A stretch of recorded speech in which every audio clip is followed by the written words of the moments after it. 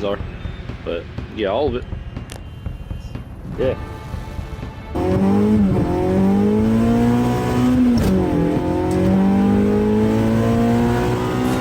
Yeah, we are here.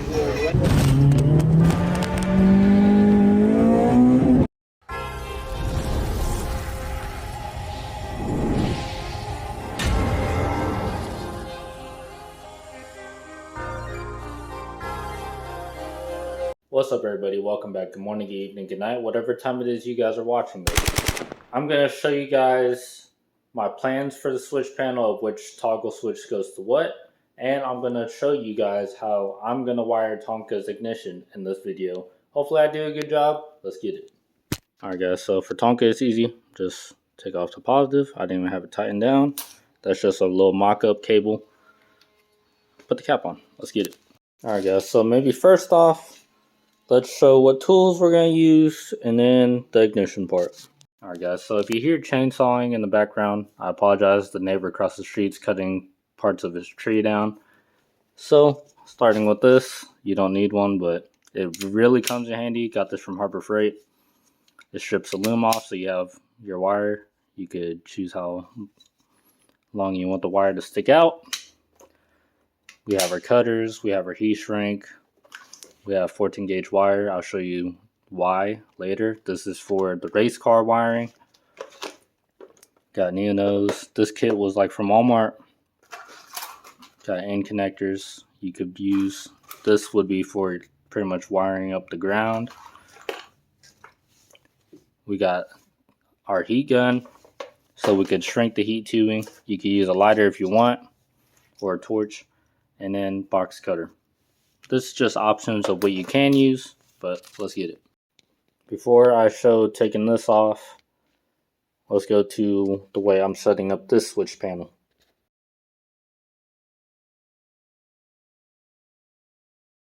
Alright, now that I showed that diagram, I'll show you the one that goes to these plugs. One goes right here, down here, and then this one goes up there somewhere with a brown one. You can't see it on Tonka right now, but you'll be chopping these off.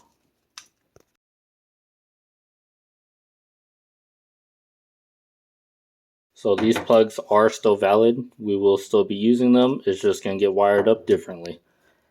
So let's take this key mechanism off, the steering lock.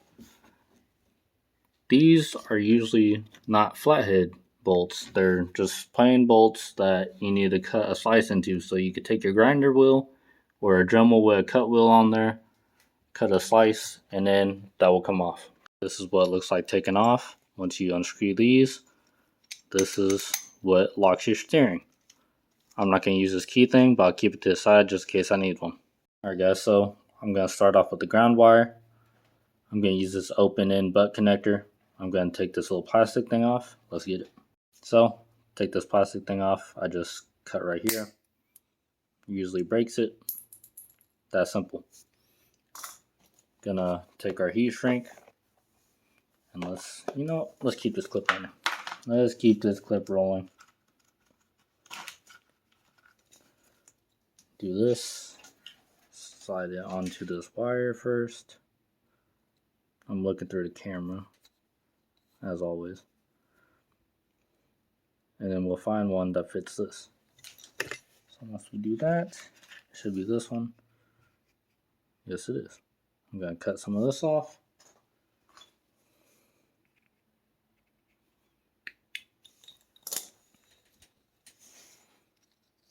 And let's start crimping this down. So once we do that, I'm going to pinch some of this since that wire is so small. And now I'll hook that wire into one side. So slide this on. Slide this piece of shrink on. Twist this wire. I need to move this stuff so it quits focusing on it. There we go. Come on. It's not easy when you're looking through the camera. do that, and then crimp it. Now that that's crimped, give it a tug. It's not going anywhere. Slide this bigger shrink tube right here. Shrink that. Got our heat gun.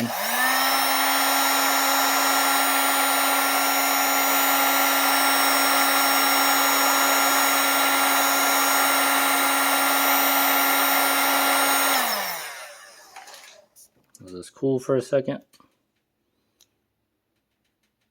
You can squish it down. And then go for this one. Slide this over it. And then you'll get a more snug seal.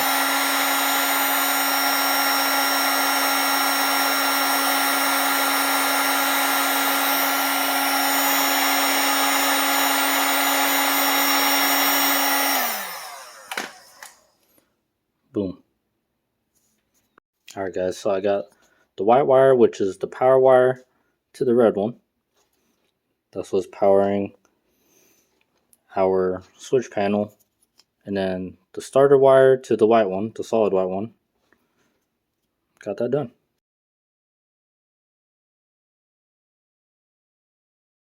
For ignition, we'll take this ignition plug, tie all three of these together, and then hook one side with this 14 gauge wire. Make sure we have enough slack so we can mess with the switch panel even though it's hooked up.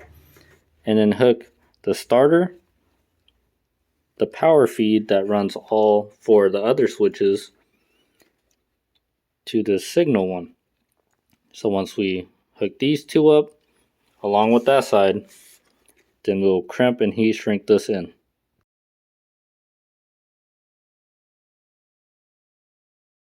Alright guys, so I have it somewhat cleaned up. Our signal wires are all over here because we're not using those right now. We'll wire those up later. We have all our power wires and signal wires looped together. The black wire is the ground, as we did together. So with the small plug, all three wires, all the ignition, accessory, and stuff like that is tied to one 14 gauge. Have that all looped around, feeding to the main power switch, the signal part. I'll show you in a second. And then we have the big plug. Remember, the big white wire is the power, so we have that connected to the red wire, which is to the main power switch that's powering everything. This black wire with the white line is hooked up to the solid white wire, which runs to the starter, because that's the starter wire that goes to the main harness. And then we have one more extra wire right here that is also connected to the starter right there, that little second one. That's what that's hooked up to, but I will hook this single wire to one of these accessory ports right here. You'll see once I have it in the car, but the reason why I have it to the accessory is so these switches don't get power, because if I hook it up to this main power, it will consistently give all the switches power. So for the signal part, because remember all these are the signal, the white wire with the different color lines in them. Once this is on, the red switch, it'll give power to ignition, which is the 14 gauge, give power to the starter, and then give power to all these other switches.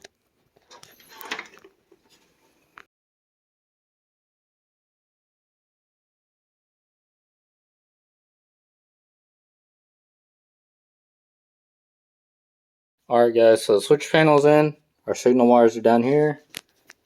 We have our ground wire right here, where the dash ground goes. Power wire is looped over.